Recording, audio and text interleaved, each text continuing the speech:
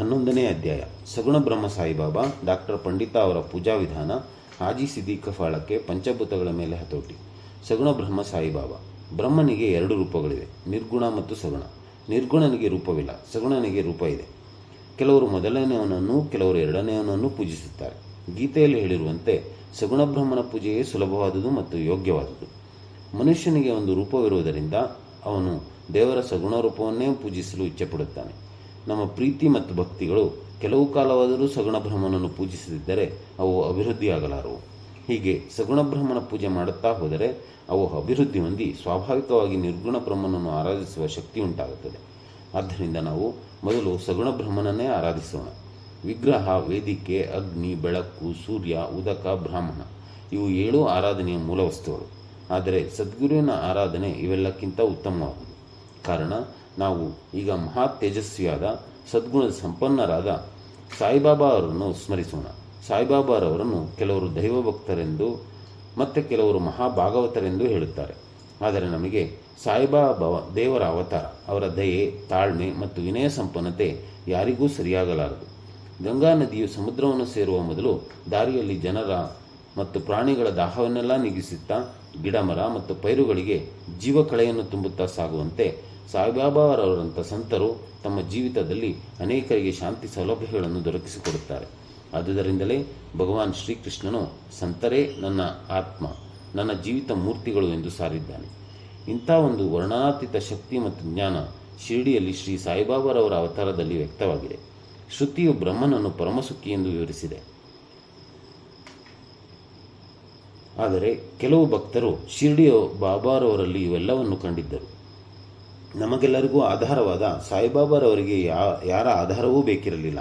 ಬಾಬಾರವರ ಆಸನವೆಂದರೆ ಒಂದು ಗೋಣಿಚೀಲ. ಆದರೆ ಭಕ್ತರು ಅದಕ್ಕೆ ಒಳ್ಳೆಯ ಅಂದವಾದ ಬಟ್ಟೆ ಹಾಕಿ ಹೊಲಿದು ಒರಗಿಕೊಳ್ಳಲು ಒಂದು ದಿಂಬನೂ ಸಹ ಇಟ್ಟಿದ್ದರು. ಬಾಬಾರವರು ಭಕ್ತರ ಬಯಕೆಗಳಿಗೆ ಮನಸೋತ ಅವರವರ ಇಚ್ಛೆಯಂತೆ ತಮ್ಮನ್ನು ಆರಾಧಿಸಲು ಅನುಮತಿ ನೀಡಿದ್ದರು. ಕೆಲವರು ಚಾಮರ ಬೀಸುತ್ತಿದ್ದರು, ಕೆಲವರು ಅವರ ಚರಣಾರವಿಂದಗಳನ್ನು ತೊಳೆಯುತ್ತಿದ್ದರು, ಕೆಲವರು ಚಂದನ ಮುಂತಾದ ಸುಗಂಧ ದ್ರವ್ಯಗಳನ್ನು ಲೇಪಿಸುತ್ತಿದ್ದರು, ಕೆಲವರು ತಾಂಬೂಲ ನೀಡುತ್ತಿದ್ದರು, ಕೆಲವರು ನೈವೇದ್ಯ ಅರ್ಪಿಸುತ್ತಿದ್ದರು. ಅವರು ನೋಡಲು ಶಿರಡಿಯಲ್ಲಿ ವಾಸಿಸುತ್ತಿರುವ ಹಾಗೆ ಕಂಡರೂ ಎಲ್ಲೆಡೆಯೂ ವಾಸವಾಗಿದ್ದರು.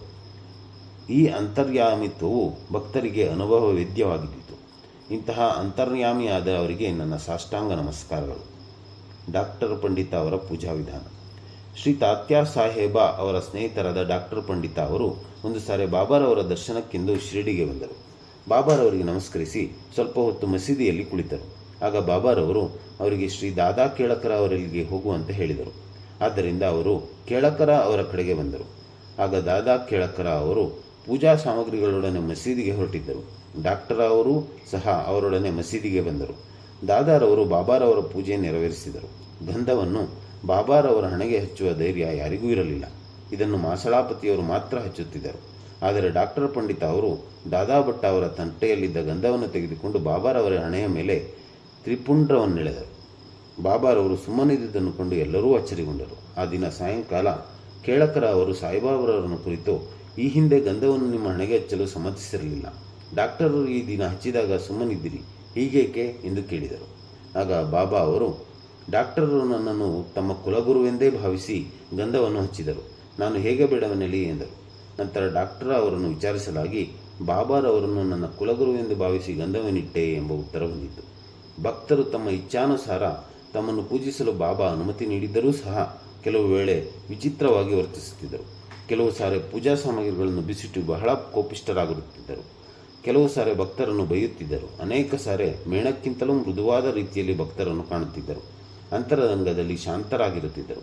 ಕೆಲವು ವೇಳೆ ಭಕ್ತರನ್ನು ಸಮೀಪಕ್ಕೆ ಕರೆದು, ನಾನು ನಿಮ್ಮ ಮೇಲೆ ಕೋಪಗೊಂಡಿದ್ದೇನೆಯೇ ಎಂದು ಕೇಳುತ್ತಿದ್ದರು. ತಾಯಿಯು ಮಕ್ಕಳನ್ನು ತ್ಯಜಿಸುವುದಾದರೆ, ಸಾಗರವು ನದಿಗಳನ್ನು ತಿರಸ್ಕರಿಸುವುದಾದರೆ, ನಾನು ಭಕ್ತರ ಯೋಗಕ್ಷೇಮವನ್ನು ಮರೆಯುವೆನು. ನಾನು ಭಕ್ತರ ಸೇವಕ.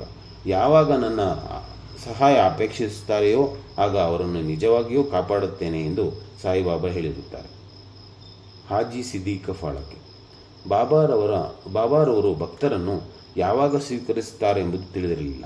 ಅದು ಅವರ ಮನಸ್ಸನ್ನು ಅವಲಂಬಿಸಿತ್ತು. ಸಿದ್ದೀಕ ಫಾಳಕೆಯವರ ಕಥೆ ಇದನ್ನು ತೋರಿಸುತ್ತದೆ. ಕಲ್ಯಾಣದ ಮಹಮ್ಮದೀಯರಾದ ಶ್ರೀ ಹಾಜಿ ಸಿದ್ದೀಕ ಫಾಳಕೆಯವರು ಮಕ್ಕಾ ಮದೀನಾ ಯಾತ್ರೆ ಮುಗಿಸಿಕೊಂಡು ಶಿರಡಿಗೆ ಬಂದಿದ್ದರು.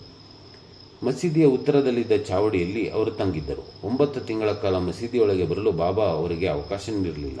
ಫಾಳಕ್ಕವರಿಗೆ ಏನು ಮಾಡಬೇಕೆಂದು ತಿಳಿಯದಾಗಿದ್ದಿತ್ತು. ಕೆಲವರು ಶ್ಯಾಮ ಅವರ ಮೂಲಕ ಬಾಬಾರವರ ದರ್ಶನ ಪಡೆಯುವುದೆಂದು ಹೇಳಿದರು.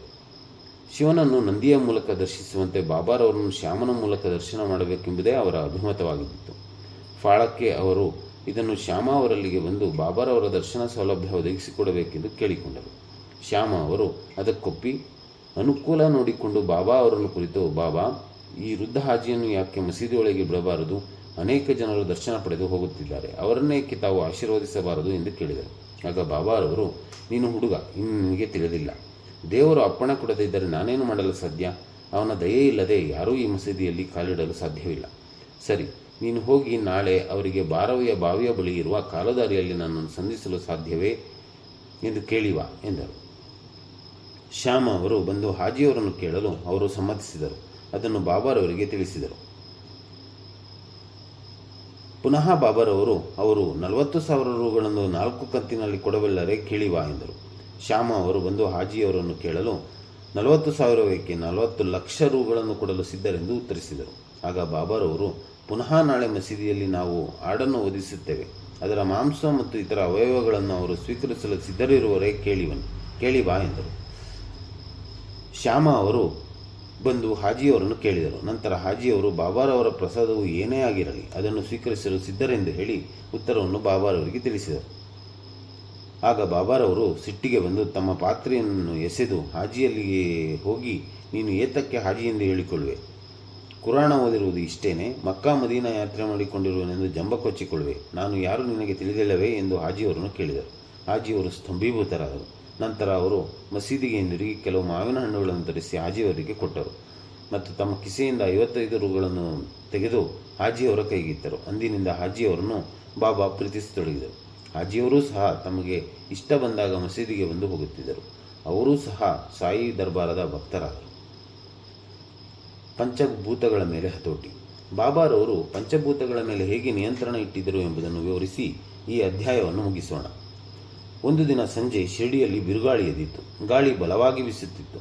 ಗುಡುಗು ಮೊಳಗುತ್ತಿತ್ತು. ಮಿಂಚು ಹೊಳೆಯುತ್ತಿತ್ತು. ಮಳೆ ಧಾರಾಕಾರವಾಗಿ ಸುರಿಯತೊಡಗಿತ್ತು. ಕೇವಲ ಸ್ವಲ್ಪ ಕಾಲದಲ್ಲಿ ಎಲ್ಲೆಲ್ಲೂ ನೀರಿನ ಪ್ರವಾಹ ಆರಂಭವಾಯಿತು. ಹಕ್ಕಿಗಳು, ಪ್ರಾಣಿಗಳು ಮತ್ತು ಮನುಷ್ಯರಲ್ಲದೆ ಸಮಸ್ತ ಜೀವರಾಶಿಗಳೆಲ್ಲ ಆಶ್ರಯಕ್ಕಾಗಿ ಮಸೀದಿಯಲ್ಲಿ ನೆರೆದವು.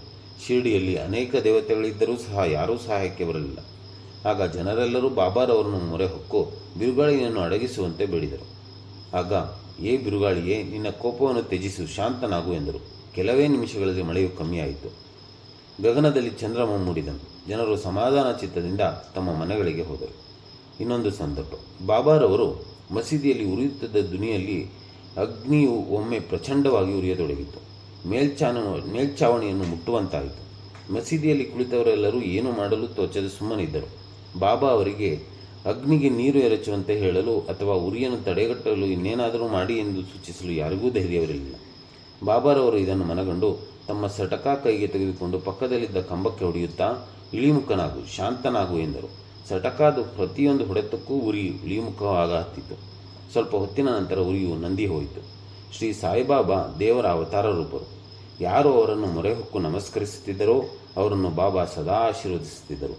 ಯಾರು ಈ ಕಥೆಯನ್ನು ಪ್ರತಿದಿನವೂ ಪಠಿಸುತ್ತಾರೆಯೋ ಅಥವಾ ಶ್ರವಣ ಮಾಡುತ್ತಾರೆಯೋ ಅಂಥವರ ಕಷ್ಟಗಳೆಲ್ಲವೂ ನಿವಾರಣೆಯಾಗುವವು. ಅವರ ಅಭೀಷ್ಟಗಳೆಲ್ಲವೂ ಸಿದ್ಧಿಸಿ ಅವರು ಪರಮಾತ್ಮನನ್ನು ಹೊಂದುವರು. ಶ್ರೀ ಸಾಯಿ ಪ್ರಣಾಮ. 11ನೇ ಅಧ್ಯಾಯವು ಮುಕ್ತಾಯವಾಯಿತು.